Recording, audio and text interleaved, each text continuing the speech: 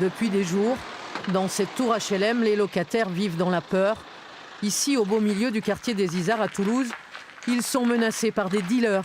Une menace sans précédent. Eh bien, un matin, je me suis levé et j'ai trouvé un mot dans une boîte aux lettres nous menaçant comme quoi, si on avait le malheur de coopérer avec la police, que de toute façon, on en paierait les conséquences, quoi. Sur une simple feuille de papier, les menaces sont pour la première fois dans le quartier, écrites noir sur blanc. On a donc franchi un palier. Truffée de fautes d'orthographe, la lettre a été distribuée à tous les habitants de l'immeuble. Ici, c'est la loi du silence.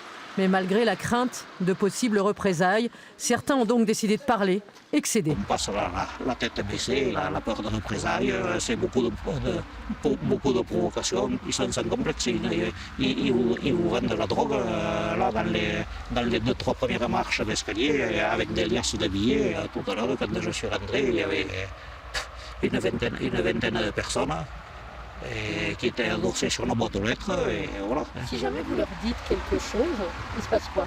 Oula, c'est un peu dangereux, quoi.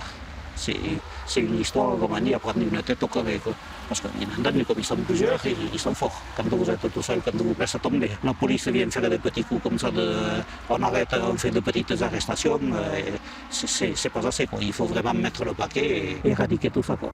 Ce matin-là, sur le marché des Isards, nous rencontrons un autre locataire, destinataire lui aussi de la lettre. Il vit dans la peur. Vous n'entendrez donc que sa voix. Vous sortez de chez vous encore le soir, par exemple? Non, c'est fini ça. C'est fini ça. À partir de 17h, je suis chez moi. On paye un loyer, on devrait être protégé, mais on est laissé à la merci de tous ces jeunes. Tout de suite, nous avons alerté les autorités, bien sûr la préfecture, la police nationale, pour plus de renforts. Nous devons être plus réactifs, faire du changement, essayer de casser le deal en bas des immeubles pour rassurer bien sûr nos locataires. Nous voulons éviter effectivement que les gens quittent le quartier.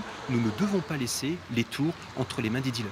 Les habitants espèrent eux que cette lettre va enfin faire bouger les choses, car ils veulent rester ici, dans cette tour, où ils vivent depuis des années.